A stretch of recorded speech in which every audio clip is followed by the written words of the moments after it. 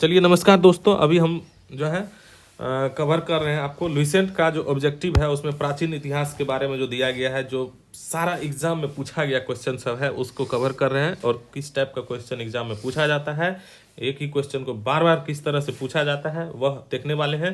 पहला आप सामान्य परिचय देख चुके हैं, अब दूसरा हम लोग पढ़ने वाले कौन, भारतीय इतिहास के स्रोत, ऐतिहासिक स्रोत से हमको भारत के बारे में, इतिहास के बारे में क्या क्या जानने को मिलता है उससे उसके बारे में पढ़ेंगे। चलिए पढ़ते हैं, पहला क्वेश्चन देखते हैं कि बीते हुए युगों की घटना के संबंध में जानकारी देने वाला स्रोत को कहा जाता है। ऐतिहासिक स्रोत, भौगोलिक या राजनीतिक या सामाजिक।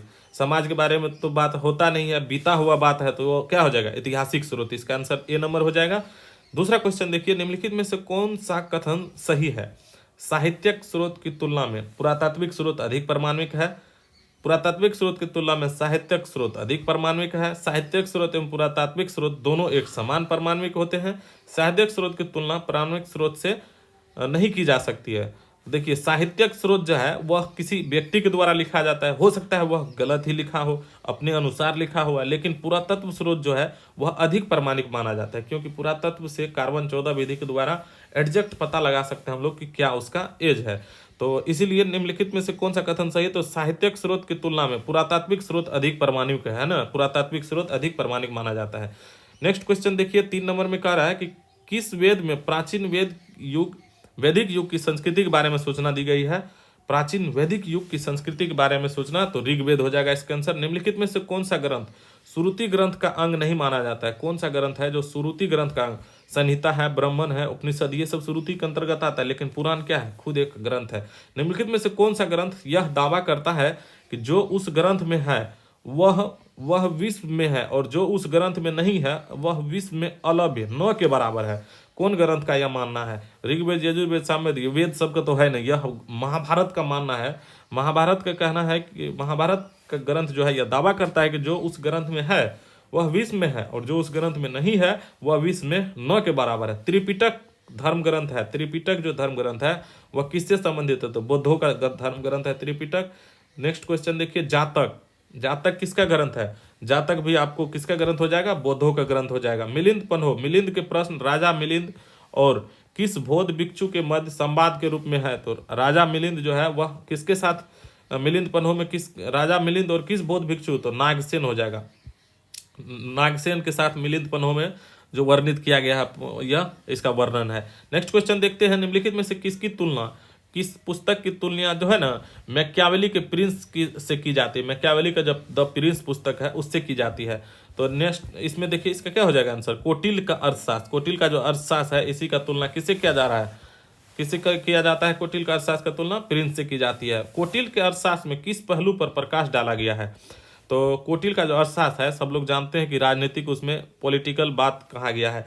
कलहन की, क्योंकि इसको चंद्रगुप्त मौर्य को जो है वह इसी अर्थशास्त्र के पुस्तक के माध्यम से उसको कैसे कैसे शासन चलाना है, उसके गुरु भी माने जाते हैं कोटिल या विष्णुगुप्त या चाणक्य जिसको कहते हैं। कलहन की पुस्तक का नाम क्या है, कलहन का पुस्तक जो है वह इंडिका है। इंडिका इंडिका नहीं, इंडिका लेखक कौन है, मेगास्थनीज है। इंडिका का हो जाएगा मेगास्थनीज, ठीक, मेगास्थनीज। और कलहन की बात करें तो राजतरंगिणी हो जाएगा, कलहन का राजतरंगिणी हो जाएगा। और अर्थशास्त्र के लेखक कौन हो जाएगा, चाणक्य या कोटिल या विष्णुगुप्त जिसको कहते हैं। नेक्स्ट क्वेश्चन देखिए कि अष्टाध्यायी किसके द्वारा लिखी गई है। अष्टाध्यायी जो लिखा गया है वह पाणिनि के द्वारा लिखा गया, किसके द्वारा, पाणिनि के द्वारा। महाभाष्य के रचनाकार कौन है, महाभाष्य के रचनाकार कौन है, तो पतंजलि हो जाएगा। कालिदास द्वारा रचित मालविकाग्निमित्रम नाटक का नायक कौन था, तो इस नाटक का मालविकाग्निमित्रम नाटक का जो नायक है वह कौन था, तो अग्निमित्र था। अग्निमित्र नाम से ही मिलता जुलता है। हर्षचरित किसके द्वारा लिखी गई, तो हर्षचरित जो पुस्तक है वह लिखी गई है बाणभट्ट के द्वारा, बाणभट्ट। विक्रम चरित्र के रचनाकार का नाम बताइए। देखिए विक्रम चरित्र के रचनाकार कौन है, तो विक्रम चरित्र के रचनाकार आपको हो जाएगा इसका आंसर बिल्हन। विक्रम चरित्र नाम से ही है, विक्रमाचरित्र और बिल्हन।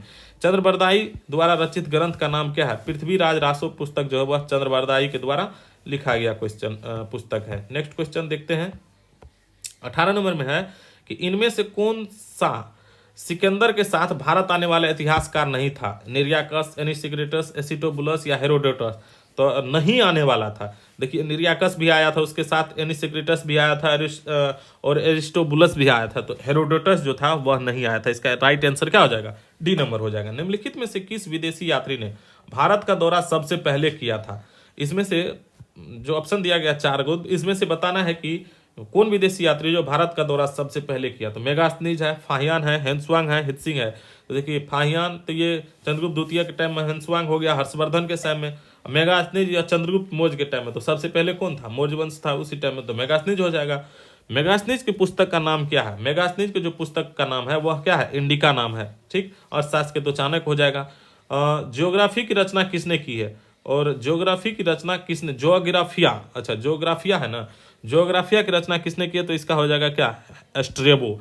एस्ट्रेबो ने क्या था? प्लिनी की पुस्तक का नाम है, प्लिनी की पुस्तक का नाम क्या है? Natural history. नेचुरल हिस्ट्री पुस्तक प्लिनी के द्वारा लिखा गया है। और यह किस भाषा में लिखा गया है? यह जो लिखा गया है नेचुरल हिस्ट्री, उस टाइम में किस भाषा में लिखा गया है? नेचुरल हिस्ट्री जो लिखा गया है उसी का भाषा में लिखा गया है। नेचुरल हिस्ट्री अरबी भाषा में, कहाँ गया? अरबी भाषा में लिखा गया। नेचुरल हिस्ट्री किस भाषा में? अरबी भाषा में। चलिए नेक्स्ट क्वेश्चन देखते हैं। पेरिप्लस ऑफ द इरिथ्रियन सी की रचना किसने की?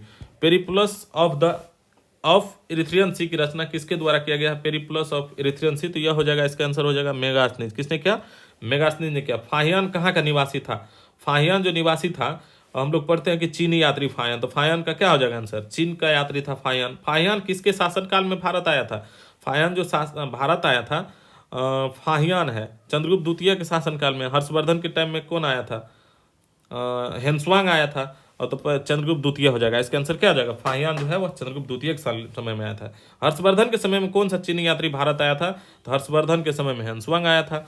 नेक्स्ट क्वेश्चन देखिए, 9वीं सदी में भारत आए अरब यात्री सुलेमान ने किस साम्राज्य को रूहमा कहकर संबोधित किया? 9वीं सदी में जो भारत आया था अरब यात्री सुलेमान, कौन आया था? सुलेमान। उसने किस साम्राज्य को रूहमा कहकर संबोधित किया? तो पाल साम्राज्य को उसने। ये क्वेश्चन देखिए इंपोर्टेंट हो जाता है। 9वीं सदी में जो भारत आया था सुलेमान, उसको उसने किस साम्राज्य को रूहमा कहकर संबोधित किया? रूहमा, तो रूहमा हो जाएगा आपको पाल शासक, पाल वंश को। अलबरूनी ने किसके शासनकाल में इतिहासकार था? अलबरूनी जो है वह किसके शासनकाल का इतिहासकार देखा जाता है? तो मोहम्मद गजनवी के शासनकाल का। यात्री इब्न बतूता कहाँ से आया था? तो मोरक्को यात्री था। इब्न बतूता कहाँ के यात्री था? मोरक्को। दक्षिण अफ्रीकी यात्री इब्न बतूता किसके शासनकाल में भारत आया था? हुमायूं है, मोहम्मद बिन तुगलक है, अकबर है, या अलाउद्दीन खिलजी? तो इसका क्या हो जाएगा? एमबीटी। अफ्रीकी यात्री इब्न बतूता जो है 1333 ईस्वी में आया था, और उस टाइम में मोहम्मद बिन तुगलक का शासन चल रहा था। फारस के सुल्तान मिर्जा शाहरुख के राजदूत अब्दुल रज्जाक, जो जिसका टाइम पीरियड 1443 से 44 था, किस विजयनगर सम्राट के शासनकाल में विजयनगर की यात्रा किया था? तो यह हो जाएगा इसका देवराय द्वितीय के शासनकाल में अब्दुल रज्जाक जो आया था। किसके समय में? देवराय द्वितीय। भारतीय पुरातत्व सर्वेक्षण यानी आर्कियोलॉजिकल सर्वे ऑफ इंडिया की स्थापना कब हुई थी? आर्कियोलॉजिकल सर्वे ऑफ इंडिया की स्थापना जो हुई थी वह 1784, 1857 या 1861। तो इसका आंसर, राइट आंसर क्या हो जाएगा? 1861 हो जाएगा। भारतीय पुरातत्व का जनक, the father of Indian archaeology किसे कहा जाता है? The father of Indian archaeology जो कहा जाता है वह अलेक्जेंडर कनिंघम को कहा जाता है। और कब किया था यह? 1861 ईस्वी में भारतीय पुरातत्व सर्वेक्षण का स्थापना किया। और इसी को भारतीय पुरातत्व का जनक भी कहा जाता है। The father of Indian archaeology किसे कहा जाता है? अलेक्जेंडर कनिंघम को। निम्नलिखित विद्वानों में हड़प्पा सभ्यता का सर्वप्रथम खोजकर्ता कौन था? हड़प्पा सभ्यता का राय बहादुर दयाराम सानू, जो कि 1921 ईस्वी में इसके द्वारा खोज किया गया था। हड़प्पा सभ्यता की खोज किस वर्ष हुई थी? 1921 ईस्वी में। चलिए इसका जो नेक्स्ट पार्ट बचा हुआ है, थोड़ा सा और बचा हुआ है, वो अगले वीडियो में कवर करेंगे, नहीं तो वीडियो बहुत लंबा हो जाएगा। चैनल को सब्सक्राइब कर लीजिए इसी तरह का वीडियो देखने के लिए आपको, और बेल आइकन को जरूर दबा लीजिएगा। धन्यवाद।